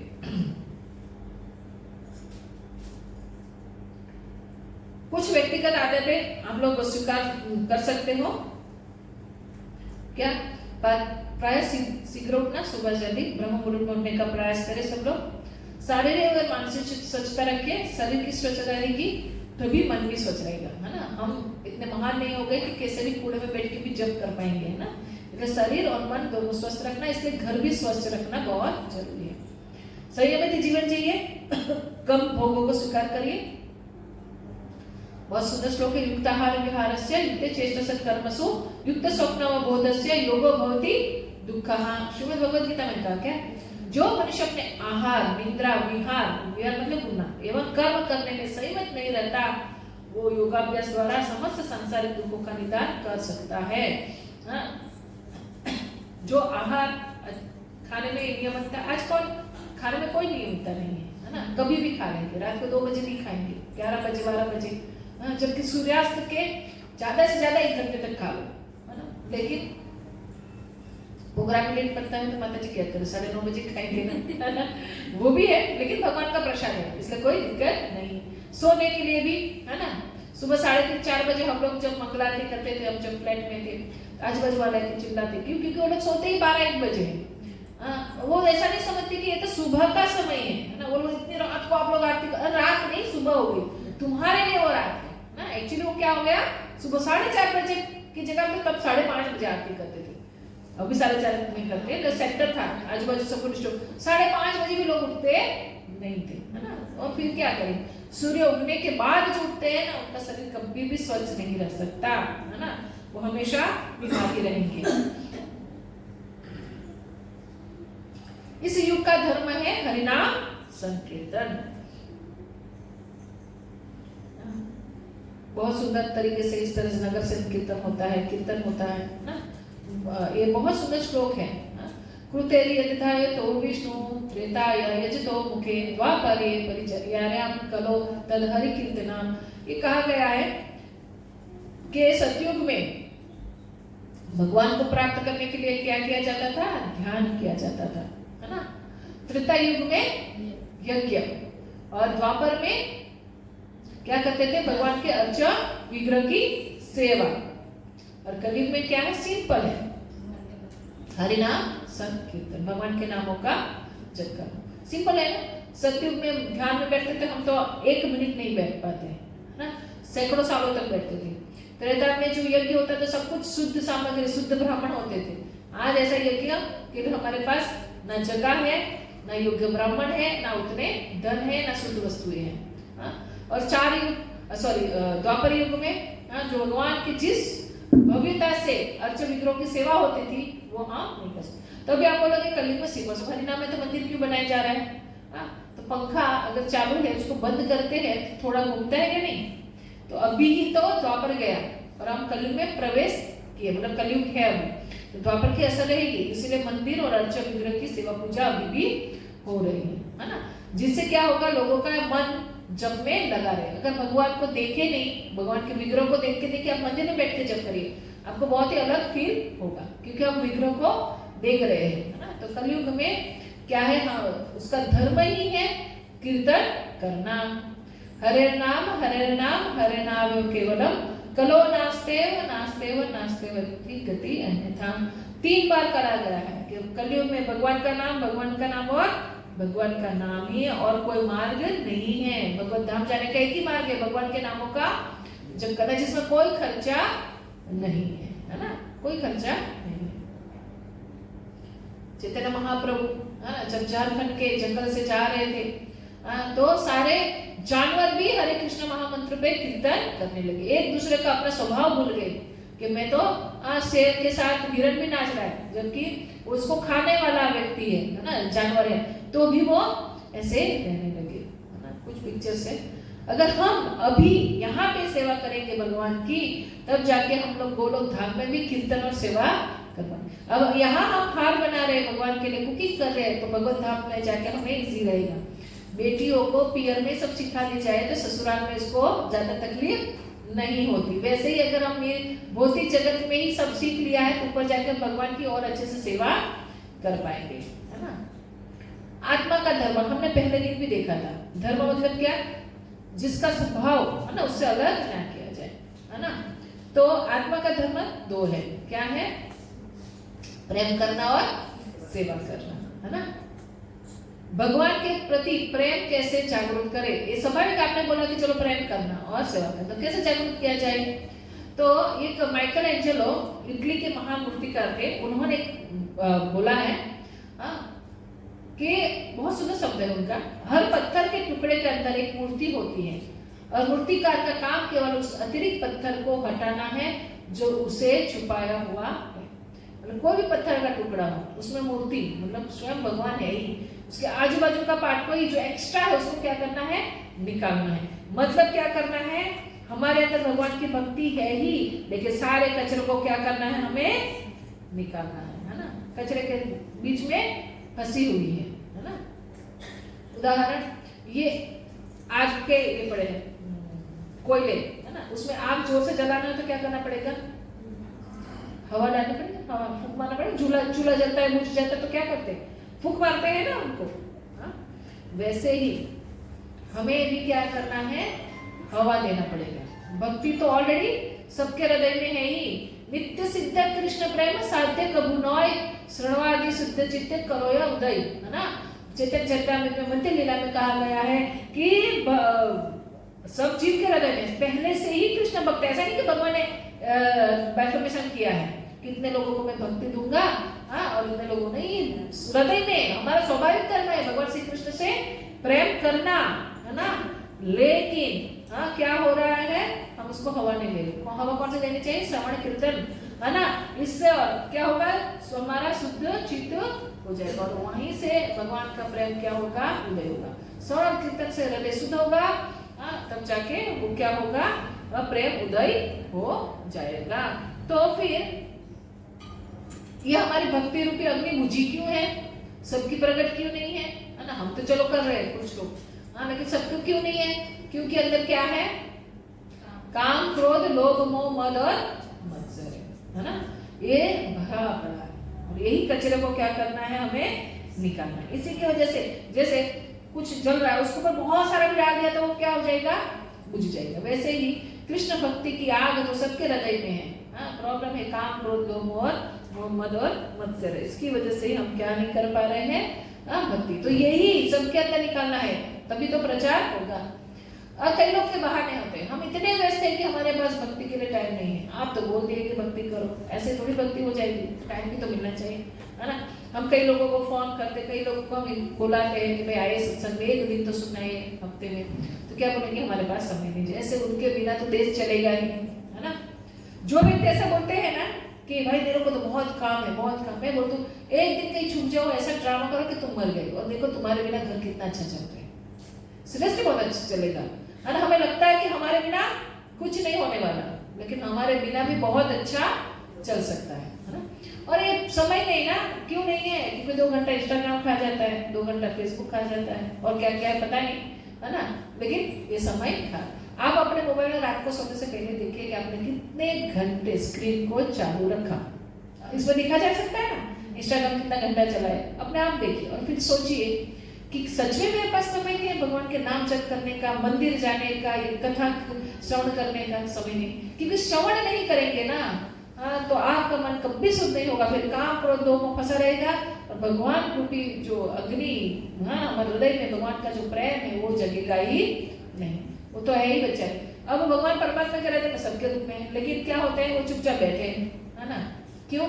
वो देख रहे हैं, क्योंकि हम उनको कुछ कर ही नहीं रहे, क्योंकि काम क्रोध लोगों से जैसे ही ये सब हटता है भगवान हमें क्या करने लगते हैं, हमें आदेश, है ना, हमारा मन हमारा चित्त गुरु हमें हर चीज को ऊपर गाइड करने लगते हैं। देखिएगा हमें आवाज आती है अंदर से, ये करो, ये नहीं करो, ये गलत होगा, देखो आज ऐसा हो जाएगा, कभी मुंह से निकलता है वही हो जाता है ना।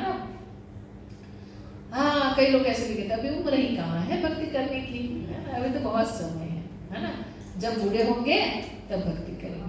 भगवान को कैसा फूल चढ़ाया जाता है, मुरझाया हुआ या फ्रेश? हाँ, फ्रेश फूल चढ़ाया जाता है। तो जब बूढ़े हो जाएंगे, आंख कमजोर हो जाएगी, हाँ, भगवान का प्रसाद भी नहीं खा पाएंगे, चबा नहीं पाएंगे, हाँ, चल नहीं पाएंगे, माला घुमा नहीं पाएंगे, तब भक्ति करेंगे? कैसे कर पाएंगे? तो और शारीरिक चेतनाओं में रहेगी, क्योंकि जब शरीर तकलीफ में होता है तो मन भी बहुत उद्विग्न होता है और उसके वजह से हम जपा नहीं कर पाएंगे, है ना। हम हमारे कार्य करते हुए भक्ति कर सकते हैं ना? हाँ, कर सकते हैं, बहुत इजी वे है। फालतू सॉन्ग सुनते हैं उसकी जगह कीर्तन सुनिए, है ना, पारंपरिक लोगों से, कोई भी फालतू कीर्तन नहीं। कुछ लोग पैसे कमाने के लिए गाना गाते हैं भगवान के, है ना, ऐसे लोगों का नहीं सुनना चाहिए। हाँ, मतीन चेंज होती। हम रेस्टोरेंट में जाते हैं खाना खाने के लिए, वो खाना बनाता है ना, उसको सैलरी मिलता है, उसका ध्यान कहाँ रहता है? पैसों में, इसलिए खाने वाले के या सब करते हैं, हाँ, वो भी पैसा क्योंकि वो सैलरी से काम करता है। और बाद में वो हमें खाना खिलाता है और वो खाना खाने के बाद भी हमारा मन में भी क्या रहता है? पैसा और पैसा कैसा। लेकिन जब माँ खिलाती है कितने प्रेम से खिलाती है, उसमें क्या होता है? प्रेम होता है, शुद्धता होती है, चित्त सही होता है ना, सारी चीजें। तो भक्ति बहुत सिंपल है, कुछ नहीं, मैंने बताया ना, जो जी रहे हो वैसे जी के सिर्फ भगवान को अंदर जोड़ देना है। अपने साथ क्या करना है? भगवान को, जो मैंने बताया ना, घर के हर काम भक्ति हो सकती है अगर क्या करते। कौन है? भगवान श्री कृष्ण है ना, उन्हीं को, हमारे घर उनका ही है। मेरा घर मेरे जगन्नाथ जी का ही है ना, वो मेरा नहीं है। मेरे जगन्नाथ जी जैसा चाहेंगे वैसे देखेंगे, है ना। जब मैं मेरे छोटे घर में थी, 2 बेडरूम हॉल किचन में, कीर्तन के लिए स्पेस ही नहीं रहती, तो मैं जगन्नाथ जी को, देखो भाई, आपको अगर ऐसा है कि बहुत सारे लोग आपके दर्शन के लिए आए और कीर्तन हो तो आपको बड़ा घर बनवाना है, तो आज मेरा घर बड़ा बनवा दिया, है ना। तो भगवान ही हर सुविधा को फिर हमारे देखेंगे। जो काम करे, जो भी काम, उसमें केंद्र बिंदु भगवान को, कुछ परसेंटेज भगवान को दान दे। देखिए, भगवान किसी के भी ऋण में नहीं रहते। आपने एक दाना दिया, सुदामा ने कितना, थोड़ा सा, मुट्ठी भर, है ना, वहां लेके गए थे और त्रिलोक दे दिया उनको। सोचे इतने भगवान विशाल है, उनका हृदय इतना विशाल है कि उनको प्रेम से जो भी अर्पित करेंगे उसका हजारों करोड़ों गुना करके देंगे। मैं तो मेरा जीवन ही बता सकती हूँ, मैं कहाँ थी और आज मैं कहाँ हूँ, हर तरह से, है ना। मैं याद कर रही थी कि मेरी याद शक्ति भी बहुत बढ़ गई। ऐसे कहते हैं ना, उम्र जाते जाते याद शक्ति कम हो जाती है, लेकिन मेरी याद शक्ति पहले से बहुत अच्छी हो गई। क्यों? क्योंकि हम शास्त्रों को पढ़ते हैं, है ना। शास्त्रों को पढ़ेंगे ना तो बुद्धि भी शार्प होती जाएगी हर तरह से, है ना। रूप हो, हाँ, या फिर आप ऐश्वर्य की बात करो, क्योंकि जो हमारे लिए अच्छा है ना वो भगवान प्रदान करेंगे। इसका मतलब ये नहीं कि जब करते करते आप धन मांगो, ये मांगो, वो मांगो, ये मांगना नहीं। निस्वार्थ सेवा करेंगे तो भगवान हमारे लिए जो जरूरी है वो सब कुछ हमें प्रोवाइड करेंगे। तो भक्ति करना अब जहाँ है वहां से हम इजीली भक्ति कर सकते हैं, उसमें कोई तकलीफ नहीं है। और तकलीफ है तो आप लोग हमसे पर्सनली उसका गाइडेंस ले सकते हो। श्री प्रभुपाद सब लोग जानते हैं श्री प्रभुपाद जी को ही, और कहाँ गए थे? जलदूत जहाज में कहाँ गए थे? बोस्टन, है ना। और उन्होंने 40 रुपए लेके गए। आज देखो करोड़ों की इस्कॉन की प्रॉपर्टी है, कितने मंदिर बन गए, है ना। और हिप्पी लोगों को हैप्पी कर दिया। ये ताकत शुद्ध भक्तों में ही हो सकती है। सोचिए, जो मास का चारों नियम को तोड़ रहा है उसको श्रील प्रभुपाद जी ने शुद्ध भक्त, जो आज चाय कॉफी भी नहीं पी रहे, है ना, मांसाहार तो छोड़े, चाय कॉफी भी नहीं पी, कांदा लहसुन भी नहीं खा रहे, ऐसा जीवन बना दिया, है ना। कितना सुंदर वहाँ के लोग कीर्तन करते हैं, बड़े बड़े लोगों से मिले। ये हमारा वृंदावन का मंदिर है। अभी थोड़ा चेंज है क्योंकि ये तो बहुत पुराना, जब शिव प्रभुपाद जी ने बनाया था तब का, अभी ये मंदिर तो यही है, बट बाउंड्री और ये सब चेंज हुआ है आगे पीछे। ये प्रभुपाद जी की पुष्प समाधि है मायापुर, ये मायापुर के राधा माधव की सेवा करनी चाहिए। विग्रह की सेवा करने से हमारा भगवान के प्रति और श्रद्धा और प्रेम बढ़ता है।